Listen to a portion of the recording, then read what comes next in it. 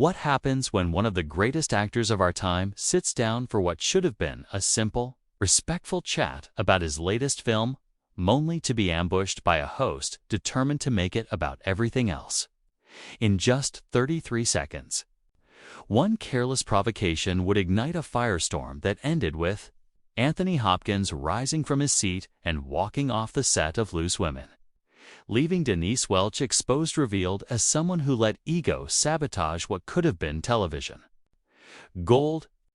The studio lights were almost too bright that afternoon, bouncing off the glossy set. The Loose Women's panel was buzzing with its usual mix of chatter and performance as Hopkins stepped onto the stage to polite applause. He'd come to promote a new psychological thriller passion project years in the making. The panel that day: Denise Welch, Nadia Sawalha, Kay Adams, and Janet Streetporter. All smiles as Hopkins settled into his chair, adjusting his microphone with the easy grace of someone who had survived 1,000 interviews. Denise leaned forward with her practiced TV host smile. "Welcome to Loose Women, Mr. Hopkins. We are absolutely thrilled to have you." Hopkins nodded politely. "Thank you for having me. It's always nice to be here." But Denise didn't waste a second before veering off course. "Now, you've got this new film coming out," she said. "But before we get into that, have to ask something everyone really wants to know. You've been in Hollywood for decades. You've worked with everyone. So tell me, who was the most difficult person you ever worked with?" Hopkins paused, blinked. The question wasn't just blunt, it was it trap. "Well," he said slowly, "that's quite a way to begin. I'd say everyone I've worked with has been professional. Film is collaborative. You learn from everyone." Denise waved a hand, dismissing the answer. "Oh, come on. You can tell us. We've all heard the stories." She began rattling off famous names like she was reading from a tabloid. Nadia shifted uncomfortably. Kay stared down at her notes. Janet lifted an eyebrow, but stayed silent. Hopkins remained calm. "I don't think it's fair to single anyone out. My focus is on the work, not personalities." Denise laughed, but it wasn't a kind laugh. "Oh, you're being so diplomatic. So boring, really. Our viewers want the dirt. What about that tantrum on set? We've heard things." Hopkins' expression tightened just slightly. His voice, however, stayed steady. "I'm not sure what you're referring to. I came to talk about my film, which I'm very proud of. Perhaps we could discuss that." The audience applauded, sensing the tension, but Denise only smirked, emboldened. "Your film, right, Jess? Yes, we'll get there. But first, we should address the elephant in the room. You've got a reputation, Mr. Hopkins. Some say you're difficult. Some say you're a perfectionist, impossible, even. What do you say to that?" Kay Adams finally stepped in. "Denise, maybe we should." Denise cut her off. "No, this is important. We're journalists. We ask the tough questions." Hopkins sat very still, hands folded. "With respect," he said, "I think you may have confused tough questions with being needlessly confrontational. I agreed to come here to talk about my work. If that's not of interest, perhaps I'm in the wrong place." A ripple of gasps moved through the audience. Denise's smile faltered just briefly before she forced it back. "Oh, don't be so sensitive. We're just talking. You actors can be so precious. Can't handle a bit of straight talk." Janet leaned forward, her voice sharp. "Denise, I think what Anthony is saying is that maybe we should let him talk about the film. That's why he's here." Denise shot her a look. "Thank you, Janet, but I've got this." She turned back to Hopkins. "So, the film. What's it about? Another brooding drama where you stare intensely into the middle distance. Is that your brand now?" Hopkins inhaled deeply. "The film is a psychological thriller about a man confronting his past. It explores memory, regret, redemption. I think it's some of my best work. Memory and regret Denise repeated mockingly. Thrilling. Do you ever do anything fun anymore? Or is it all doom and gloom? Nadia stepped in gently. I think it sounds fascinating. Anthony, what drew you to the story? Hopkins turned toward her grateful. The complexity? He's not a hero or a villain, just a man trying to make sense of his life. I think many people can relate to that. Very deep, Denise said, cutting him off again. But let's be honest, at the stage in your career where you can pick anything, why not do something people actually want to see? A comedy, an action film. Why always the depressing, artsy stuff? The audience had gone silent. The temperature on set seemed to drop. The tension was thick enough to touch.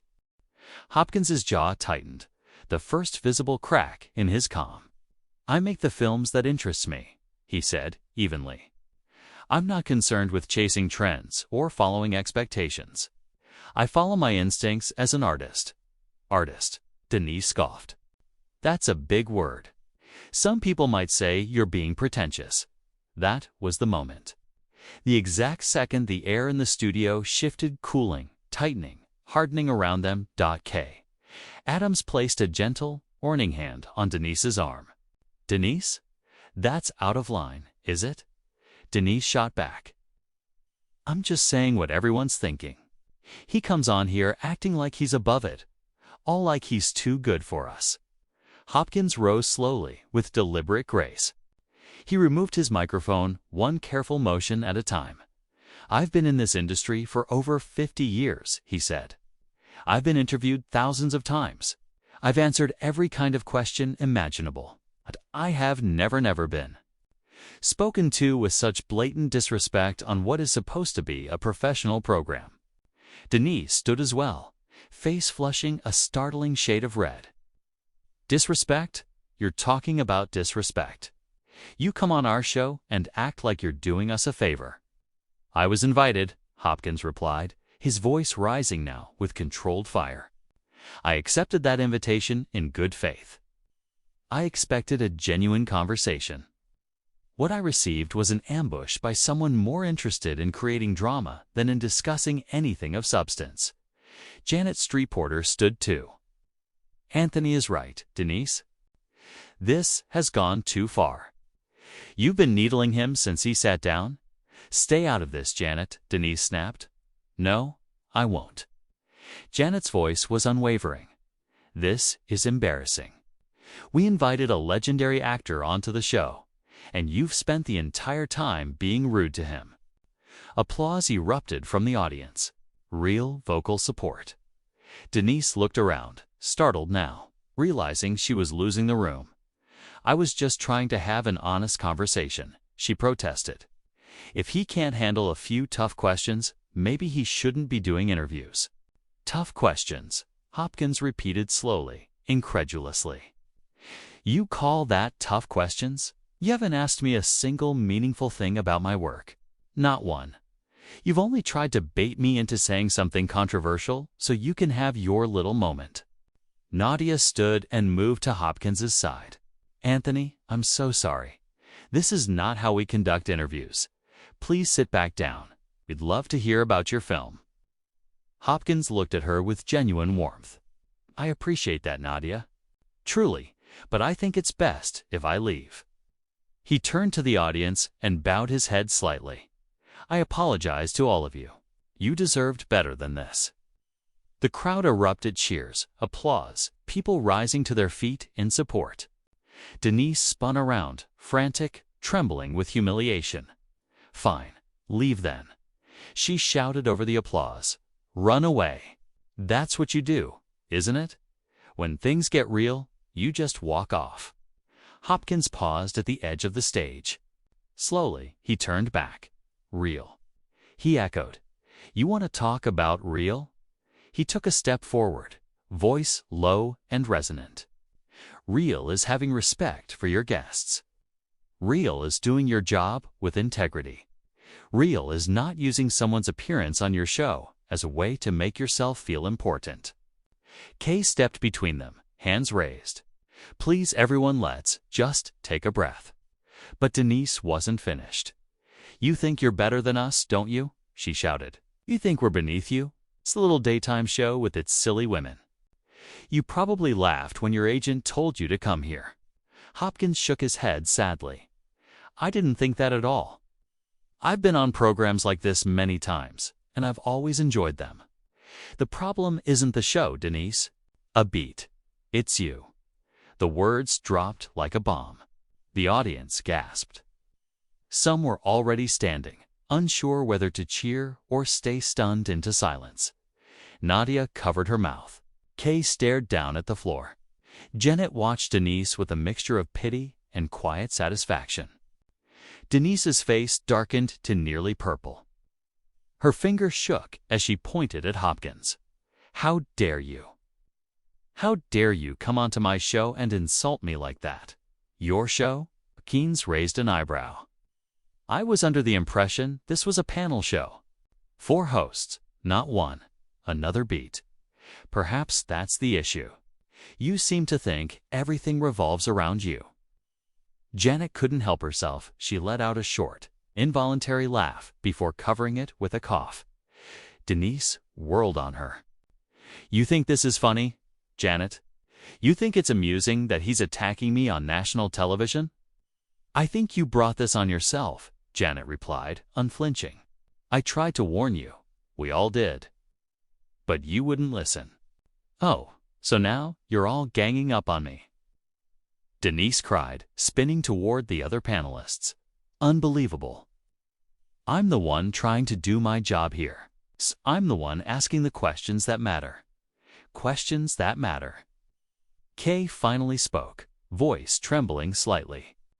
Denise, you've been hostile since the moment Anthony sat down. You haven't asked him a single meaningful question about his film. You've been attacking him full stop. I have not been attacking anyone, Denise shouted.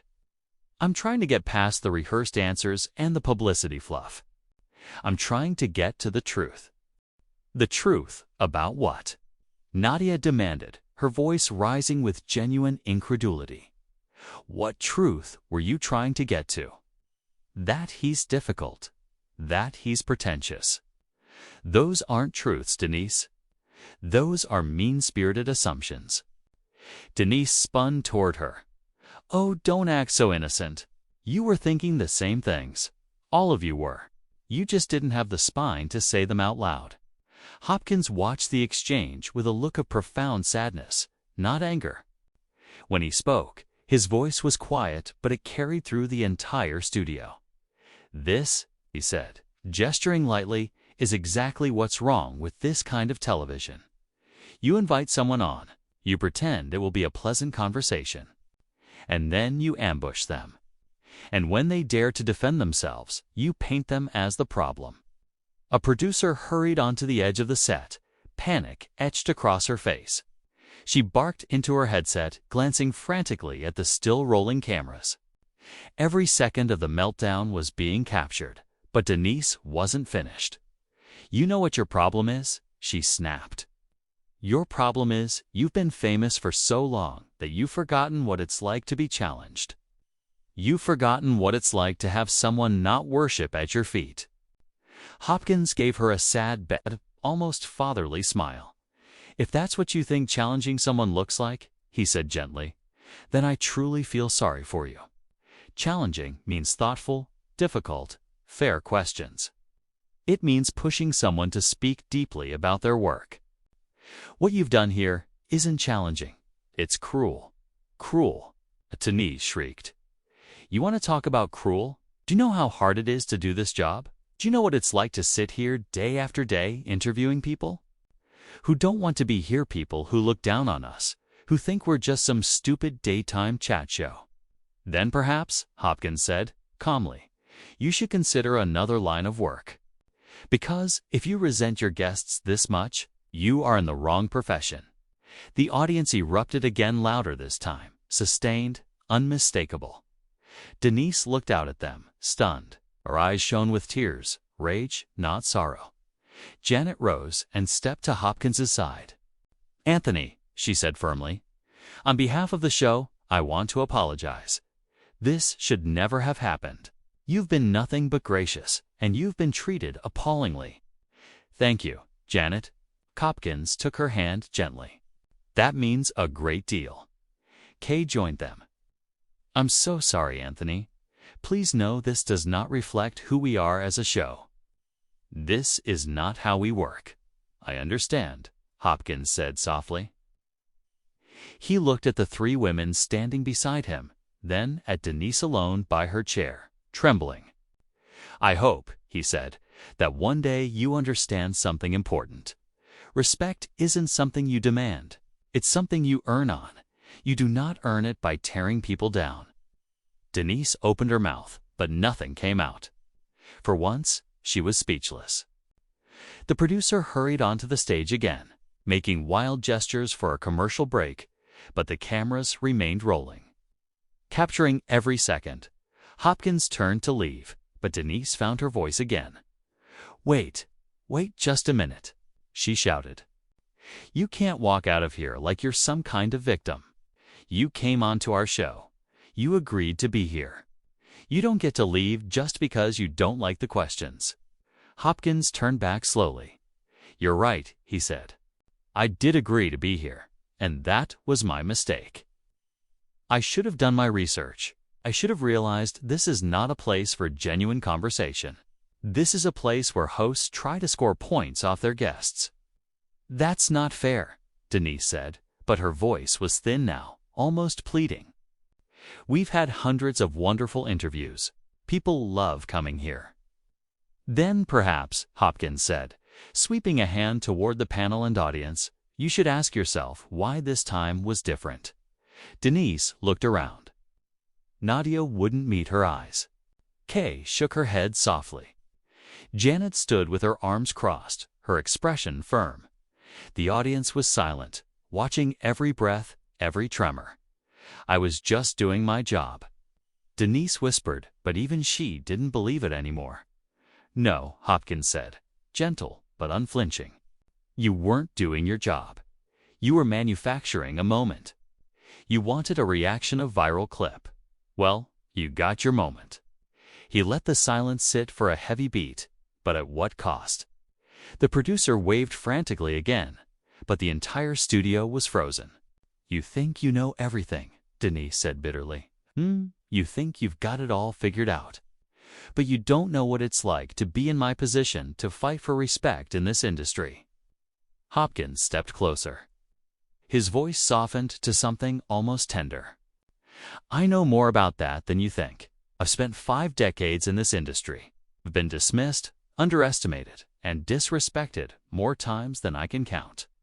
But I never used that as an excuse to treat others poorly. I certainly never took my frustrations out on guests who came onto my show in good faith." Denise's face crumpled. The anger drained from her in an instant, leaving her unsteady, hollow, exposed. Nadia approached her slowly and placed a gentle hand on her shoulder. "Denise," she said quietly, "maybe we should take a break." "Maybe we should all just step back for a moment," Nadia said gently. Denise yanked her shoulder away from Nadia's hand. "Do not patronize me. I don't need your comfort. I don't need any of you." "Denise, no one is patronizing you," Kay said softly. "We're trying to help. This has gotten out of hand." "Out of hand?" Denise let out a laugh, then splintered. "This is exactly what I wanted. Honesty. Real conversation. Well, here it is. This is real." "This is not real conversation," Hopkins replied. "This is a meltdown. And the kindest thing I can do is leave and let you sort this out among yourselves." He turned to the audience. "Thank you for your support. I hope you enjoy the film when it's released. It means a great deal to me. And I'm sorry you had to witness this unfortunate situation." The audience applauded again, louder this time, many rising to their feet. Hopkins gave a small nod and headed for the exit. A panicked producer rushed toward him, whispering urgently, but he slipped past her and disappeared backstage. The camera stayed fixed on Denise, standing in the center of the stage alone. Her fellow panelists had moved away, clustering together in a tense huddle. The audience murmured among themselves, the electricity of shock settling into something heavier. What had begun as a routine interview had spiraled into catastrophe. Finally, Denise moved. She sank into her chair, gripping the table so hard her knuckles blanched white. The producer returned, whispering fiercely to Janet, Kay, and Nadia. They kept glancing at Denise, then at the producer, alarm written across their faces. Janet broke from the group and returned to her seat beside Denise. Leaning forward, she said quietly but firmly, "Denise, we need to address this. We can't just pretend it didn't happen." Denise stared ahead at the glowing cameras. Address what? A guest who couldn't handle a few questions. A man who threw a tantrum because I refused to treat him like royalty. Nadia sat down. "Denise, please.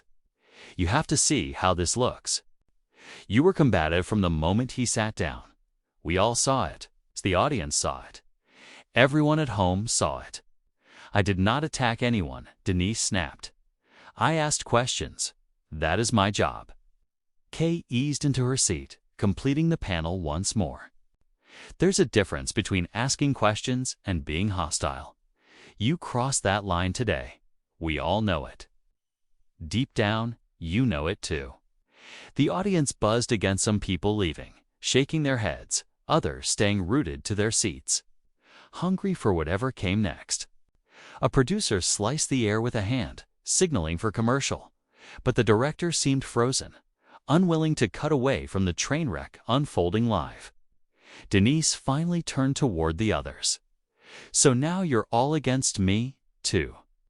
Is that it? You're all taking his side now." "This is not about sides," Janet said sharply. "This is about professionalism, about basic decency. And you failed at both today." "I've worked on this show for years," Denise shot back, her voice rising. "Years I've given everything to this program. And the one time I push back against the usual fake publicity fluff, when I finally keep it real loot, all turn on me. Keeping it real is not the same as being cruel." Nadia said softly, "You can be honest without being hurtful. You can ask hard questions without belittling someone." "Anthony Hopkins is a legend. He's just a person," Denise snapped. "He's not special. He's not above criticism." "No one said he was," Kay replied. "But you didn't critique his work. You attacked him. You tried to provoke him. And when he defended himself, you acted like he was the villain." The producer hurried to the panel, still murmuring frantically into her headset. "We need to cut to commercial. Now, we need to regroup. This is," she lowered her voice, "a disaster." Denise lifted her chin. "No, we're not going to commercial. We're going to address this right here, right now." She turned toward the audience. "You all saw what happened. A guest came on this show and insulted all of us and then stormed off like a child. And now my own colleagues are acting like I'm the problem." The response was instant. A ripple of boos. Shouts of protest. One woman stood. "You were awful to him. He was right to leave." Denise pointed at her, shaking. "See? This is what I'm talking about. People are so eager to defend the celebrity. Nobody cares about the people who actually make these shows work. Nobody cares about us." "We care about you," Nadia said, her voice breaking. "That's why this is so hard. We care about you, Denise. But what you did today was wrong and someone needs to say it." Janet nodded. "We're your friends. We work with you every day. But we can't sit here and pretend you were in the right. We can't endorse what just happened." Denise stood so abruptly, her chair shrieked against the floor. "Fine. If you want to throw me under the bus, go ahead. But hear me now, he is not the saint you all think he is. He came in here with attitude. He looked down on us from the moment he sat. I was the only one brave enough to call him out. He didn't have an attitude, Kay said firmly. He was polite. He was patient. He answered even your inappropriate questions. The only time he pushed back was when you pushed too far. Please, the producer pleaded. Can we just cut to commercial? We can sort this out off air. No, Denise snapped. You want to paint me as the villain? You want to choose him over me? Then we're doing this out loud. Let's talk about what really happened. She faced the audience, chin lifted in defiance. Anthony Hopkins came on this show because his publicist forced him. He didn't want to be here. You saw it. He thought he was too important for us. And when I dared to ask real questions, when I dared to challenge him, he couldn't handle it. So he left. That is what happened. That is not what happened, Janet said sharply, standing. And you know it. The studio fell silent. You were rude. You belittled his work. You made personal attacks. And when he calmly defended himself, you escalated. You created this, not him. You. The audience erupted cheers, applause, people rising from their seats in support of Janet. Denise stared out at them, stunned, furious.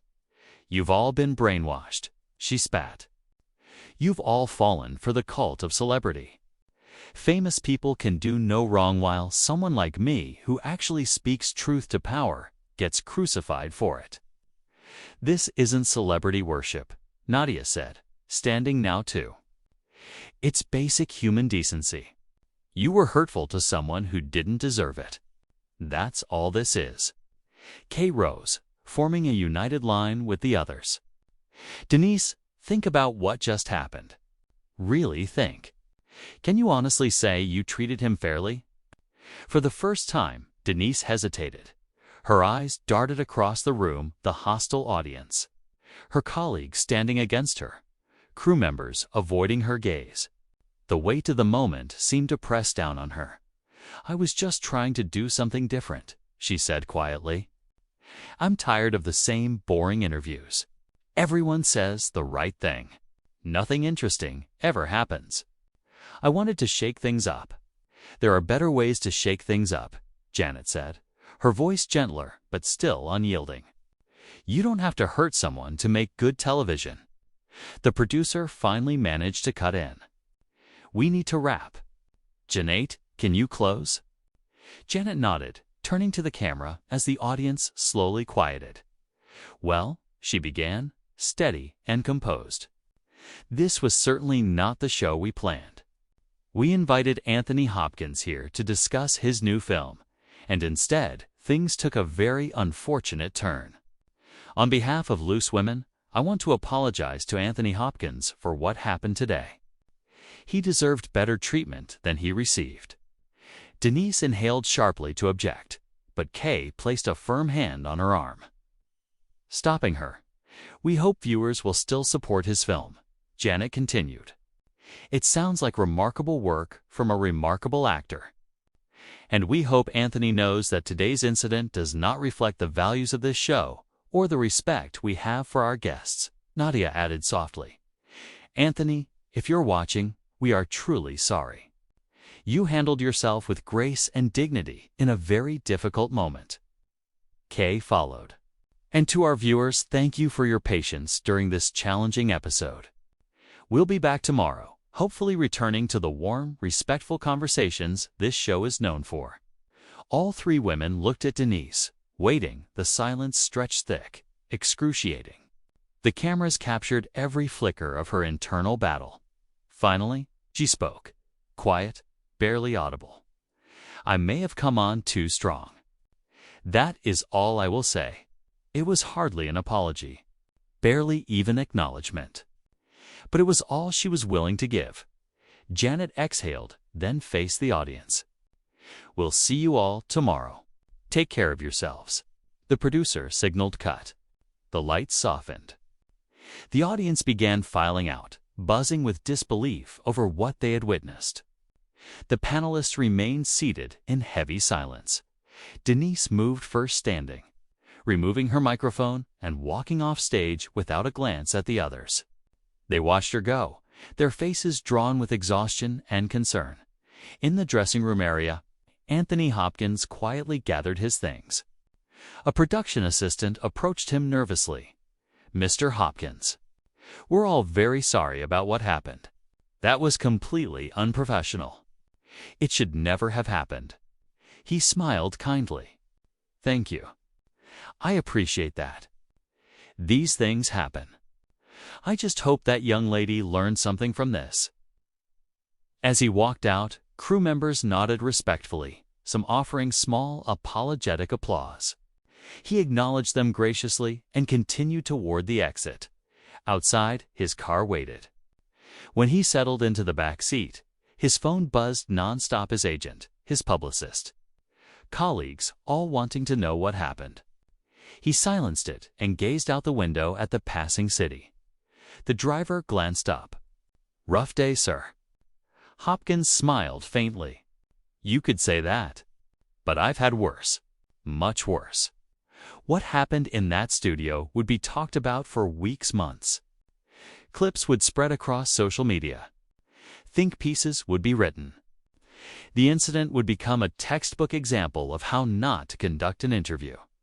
And through it all, Anthony Hopkins would remain dignified, refusing to comment, further letting his calm, measured responses speak for themselves.